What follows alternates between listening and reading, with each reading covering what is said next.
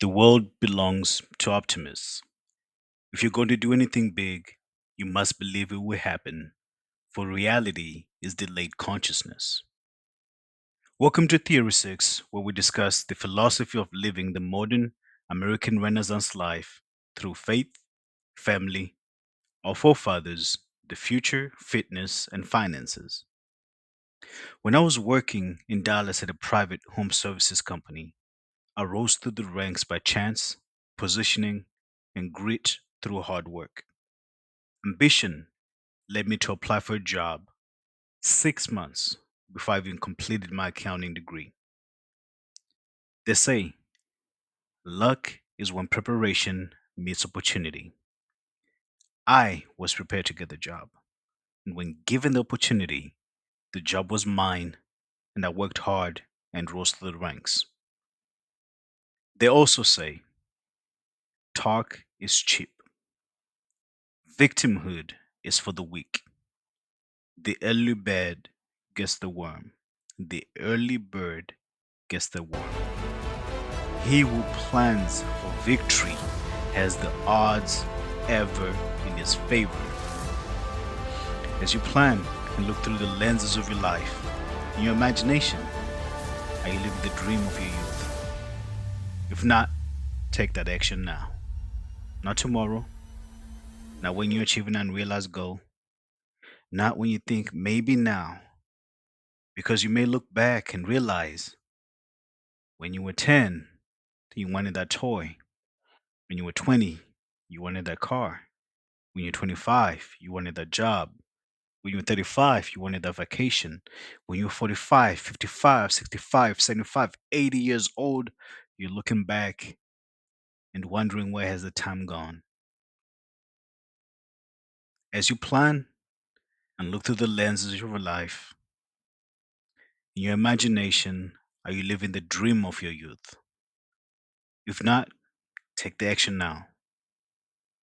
Take the action now. As I realized my opportunity at the home services company, I immediately faced a new challenge. In a capitalist world, the mode is growth. The modus operandi is growth. The mode is always growth. If you're the same this year as you were last year, you're falling behind. That is the nature of the modern world. That is the nature of the competitive world which we live in. This is the world which we inhabit. You could choose to not participate and live a different life.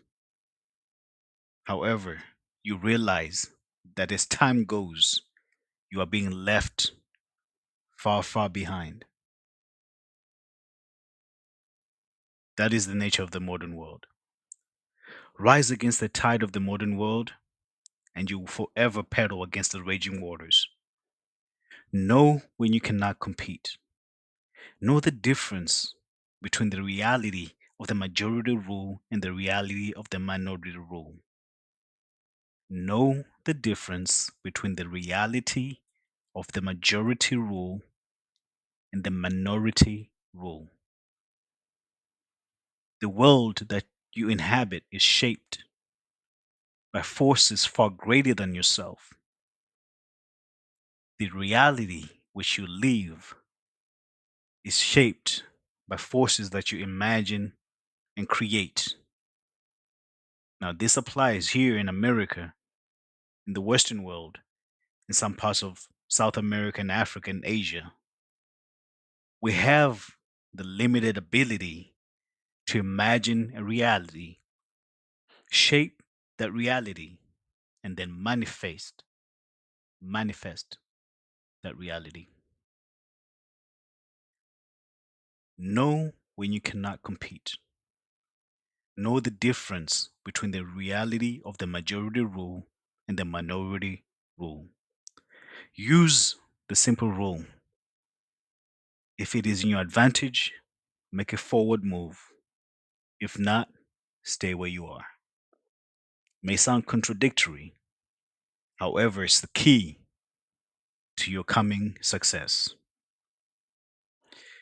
As with all corporates, The private equity company that owned the home services company that I worked for needed to grow.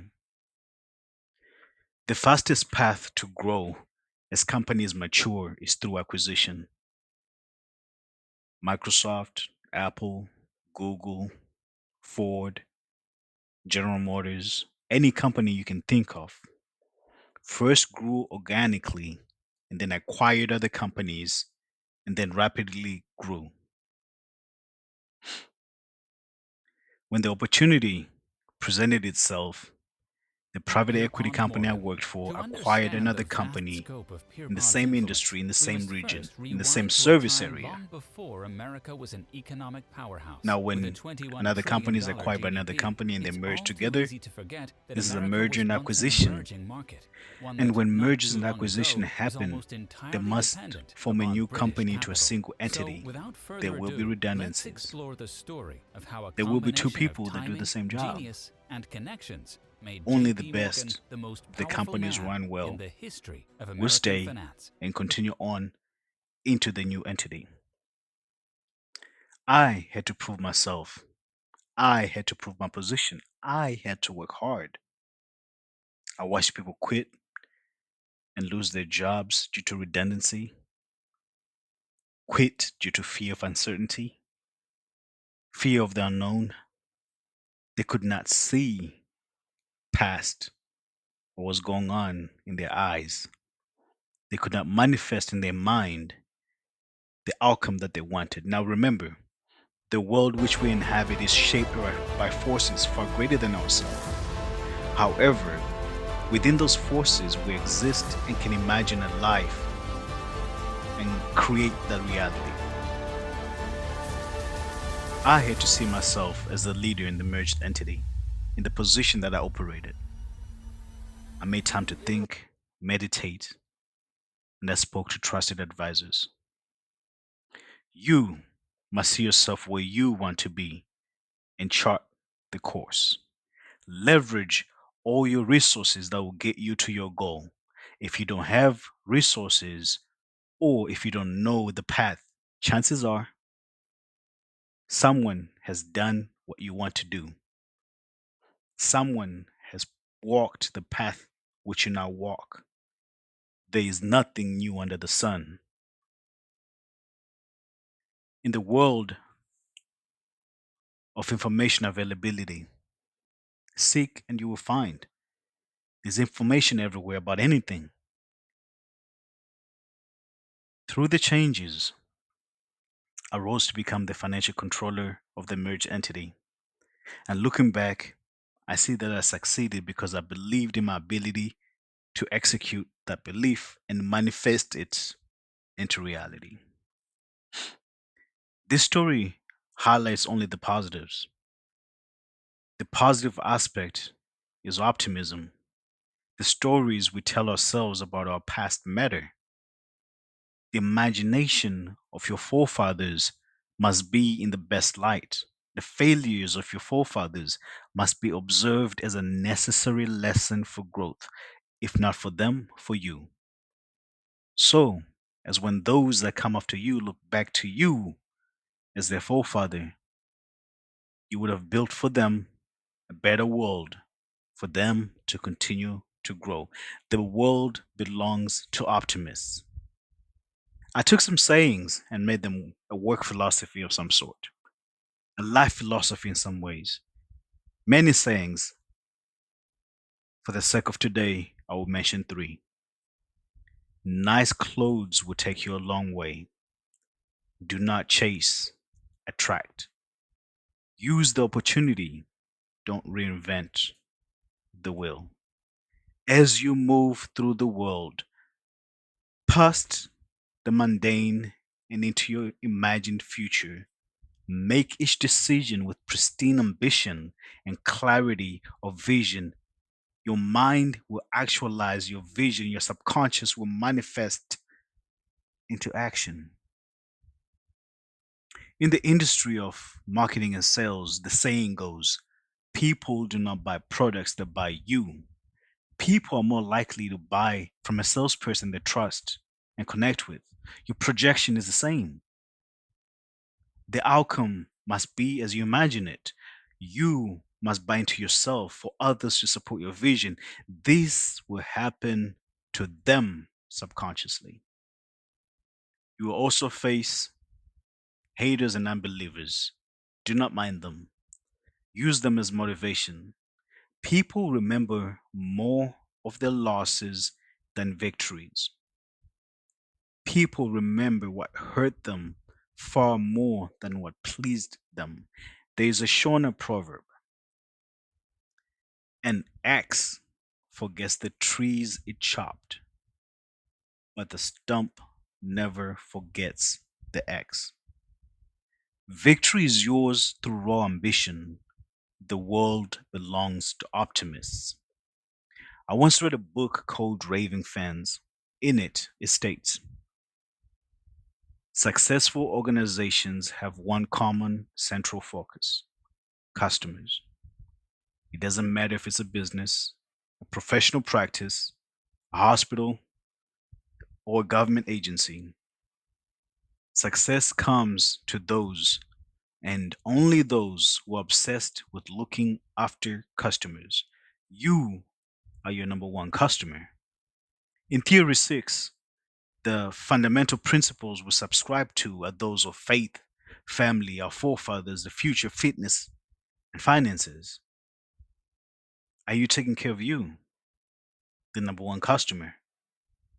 When you care for you, the world cares for you. Fight each battle after having won it first in your mind. In the art of war, the enlightened ruler lays his plans well ahead. The good general cultivates his resources. Move not unless you see an advantage. Use not your troops unless there's something to be gained. Fight not unless the position is critical. See it first. See it first in your mind. Make it real in the actions you take. Use the opportunity. Do not reinvent the wheel. You must realize that reality is delayed consciousness. As you make a decision, as you grow, as you face the ever changing world, as you compete, do not chase a tract. Use the opportunity, don't reinvent the wheel. As you move through the world, use the haters as motivation. Narrate to yourself the story of success. See the vision in your mind of who you want to be. See yourself where you are already. See yourself as already manifest. I mentioned earlier, nice clothes will take you a long way. If you see yourself as a businessman, go out, wear a suit, go to a nice restaurant. Don't waste your resources. Enjoy your resources in the vision that you see yourself as. You will begin to take the action to get you to where you want to be. Buy into you, buy into your success, buy into your victory. Remember, people do not buy products, they buy you. People are more likely to buy from a salesperson they trust and connect with. Your projection, the projection of yourself is the same. Do you buy into yourself? Do you believe in yourself? Do you believe in the vision of the you that you can be, the you that you can create, the vision that you can manifest, the world that you can live in against all odds? You may look at yourself and you see the poverty, the struggle, you see the fear, the uncertainty, the doubt, the loss, the failure. That does not matter. Only matters as lessons to where you want to be, as lessons of who you were, as lessons. that are fundamental to your growth. The world belongs to optimists. If you are going to do anything big, you must believe it will happen, for reality is delayed consciousness. Thank you for joining us here at Theory 6. Until next time, goodbye.